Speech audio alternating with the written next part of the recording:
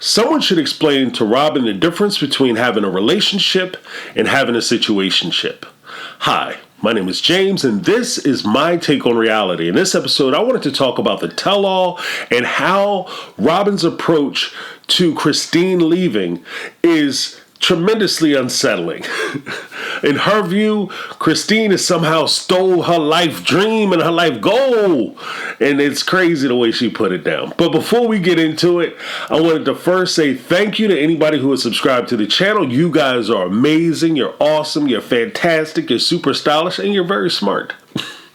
Now, for anybody who is not subscribed to the channel, I would ask that if you get anything from the channel, you enjoy the commentary, that you consider subscribing. It's easy to do, and it really helps the channel out. It helps me out.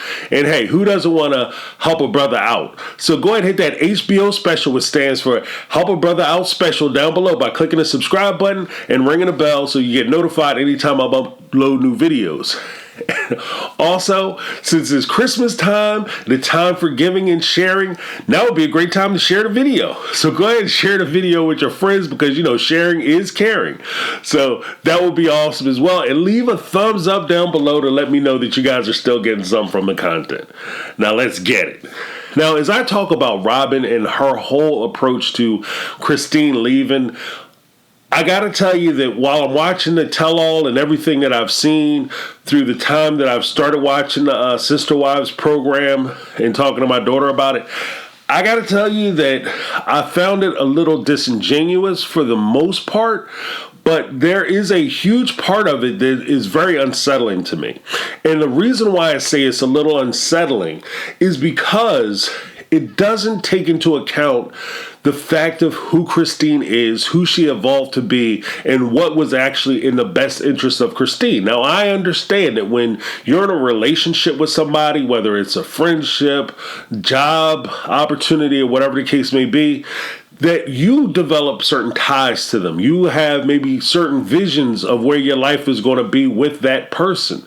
So if you're hanging out with somebody every weekend and that person finds somebody and they want to get married, you realize that your relationship with that person is going to change, and you very well may miss having that time with the person who is going to go off and do other things with their life with their new spouse.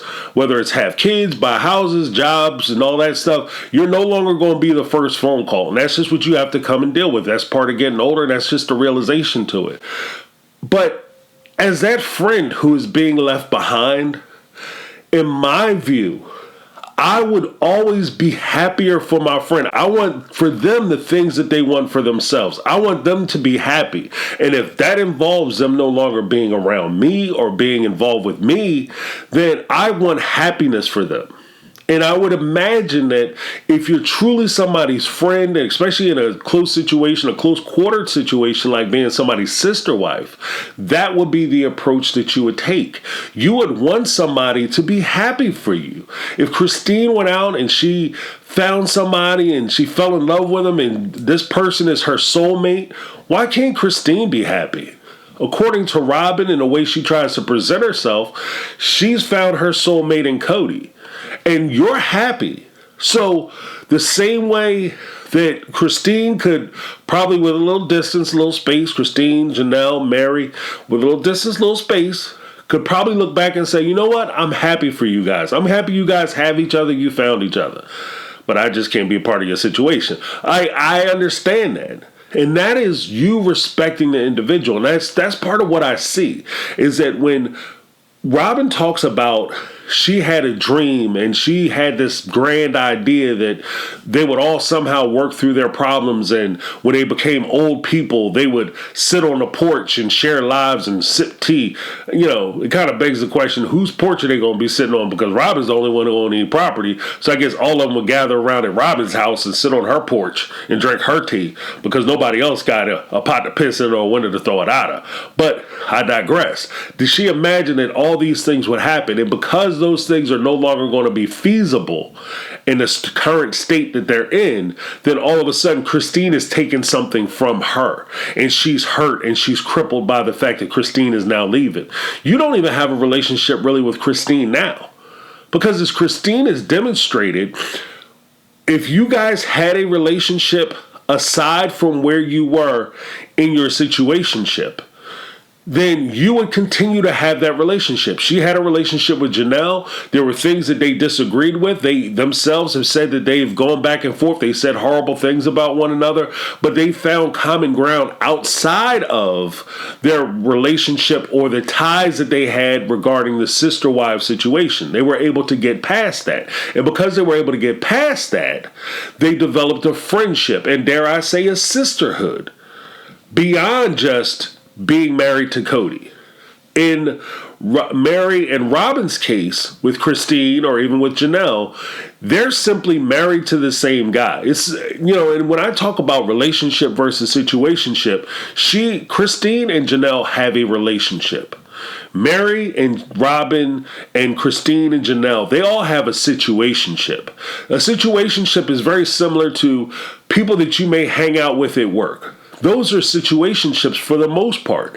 You can hang out with somebody every day at work. In fact, the way that in America here, you will probably spend more time in waking hours with the people that you work with, your coworkers, than you will with your family. So you spend more time with these people. And because you spend so much time with them and you have so much experience with them, and to some degree, depending on your work environment, you may even struggle with them and combat supervisor, upper management, the corporate structure, the executive board, or whoever, and you guys may struggle together. Because you struggle together, you find a certain level of camaraderie in that struggle. And you guys have a situationship. You sit there every day at lunch and you have conversations, you talk, and maybe you go out after work every now and again for the happy hour, and you guys seem that you have a relationship and you have something even outside of work, because you might go over each other's houses every once in a while for a barbecue. But the truth of the matter is that once your time at that job ends and you move on, they move on, somebody gets promoted, somebody gets left back,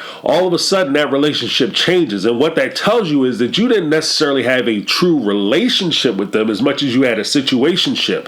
You had a situation that you guys shared, and because of that shared situation and that shared experience, you guys had a informal relationship. It's not a committed relationship.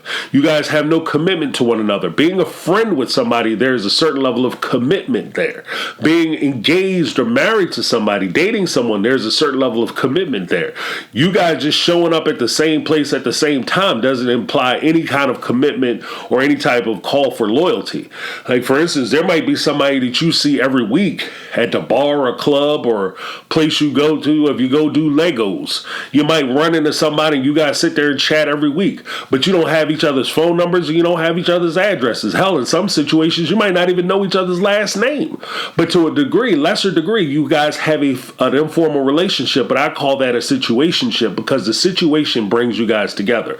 That's where Christine and Robyn are. And because they're together that way, it may seem like they have something different, or maybe there's going to be a call to action at some later point that the two of them can get together beyond just that small finite thing, but it doesn't really exist because they just had a situationship, and now that situation is closed, their relationship is going to close. Now, with regard to the foundation of how you formulate a relationship, this speaks to the fundamental way in which Robyn and, dare I say, even Cody in a lot of his interactions formulate their relationships. They only see people for what they can give them. And when you're in any type of relationship, any healthy or successful relationship, it requires you to be able to look at the people that you're in a relationship with and see them for them. You have to respect them, and you have to understand that they have a differing point of view. And even though you may want to be in a relationship with them and it makes your life great and grand to have that relationship, if they feel that relationship isn't great for them, then they may choose to do something different. And that's the foundation of it, is understanding that no matter who you're involved with or what commitment you made or how long you've been together, that every day that you get up, they have a choice to make of whether they want to continue that relationship with you. And when you understand that every day that you get to be with them or benefit from their presence, that they are making a choice to be with you, then it calls for you to respect their choice and calls for you to make sure that they continue to make that choice. This is where Cody's relationship, even with his wives, has failed because he started to take them for granted. He started because he didn't respect the fact that they have a choice, then he didn't respect them. And by them not having a choice and him not respecting the fact that they have a choice in his regard as well as in Robyn's regard and how she approaches this, they don't have a choice, meaning that you can't choose not to be in the family anymore. As Robyn even tried to push Christine, I don't think you can get a divorce unless you talk to this person or that person, you have signed documents and everybody agrees to it, then you can't leave. You have to stay.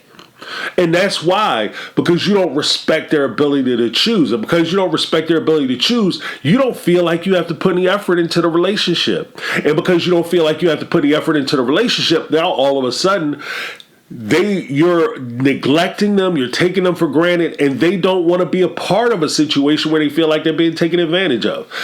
There are a lot of us, me included, I will do anything for people that I'm close to and that I have a relationship with. I will make sacrifices. I will go without to provide to other people, especially my family. I will go without things in order to make sure that they have things, regardless of whether it affects me or hurts me or whatever. The one thing I will say is that nobody likes to feel like they're being taken advantage of. So as generous as you may be, you guys know that you might give the shirt off your back, but the second somebody expects you, hey, I ain't got no shirt on, give me a shirt. Whoa. We're not doing that. We're not doing that. Like, I might be ready to take my stuff off, but then you say something like that, I'm like, oh, well, I'm keeping mine on. Even with all that generosity and all that sacrifice and everything that you're willing to give, the question is always, how much of that is being appreciated and how much of that is being taken for granted. Now, if you feel as though you're making these sacrifices, you're giving up things and you're doing without, and the person that you're doing these things for is appreciative of it, then it encourages you to continue doing it because they recognize that you're making a choice to make them happy or provide for them. But when somebody starts to take you for granted, then all of a sudden it's like, I expect you to go without.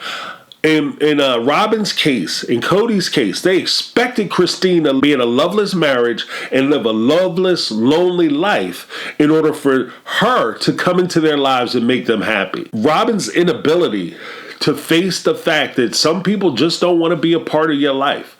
And you could have a situation where you ever break up with somebody, the relationship didn't work out, and you don't have any real ill feelings to them. It's not like one of those shouting breakups. It's just like, it didn't work out. Well, I really want to be friends. I don't think we could be friends. At least not now. I can't be your friend. I don't have any ill feelings for you. I just don't want to pick up the phone and see your number on it. There's nothing wrong with that because that situation ended. My recommendation, if Robyn was truly interested in having a relationship with Christine beyond a sister-wife experience, then you have to give Christine enough time and enough space for her to be able to define who she is. Put herself back together the way she wants to be together, the way she wants to be assembled. And then you start to try to slowly integrate yourself back. Maybe have a day or a time that you guys sit down and talk or share some coffee or whatever so that you can get to know the person that Christine has become. And you're not relying on your memories of the person that Christine was when she was married to Cody and she was part of the Sister Wives franchise. And that's part of the challenge, is understanding that Christine has evolved and is something different now. And she doesn't want to go back. And I respect that. Unfortunately, as we've seen in the Sister Wife Tell-All, Robyn doesn't. Let me know what you guys think, whether you think I'm full of bunk or whether you think that I'm kind of on track with my opinions, and I'll see you next time. Thanks. My name is James. This is My Take on Reality, and I'm out.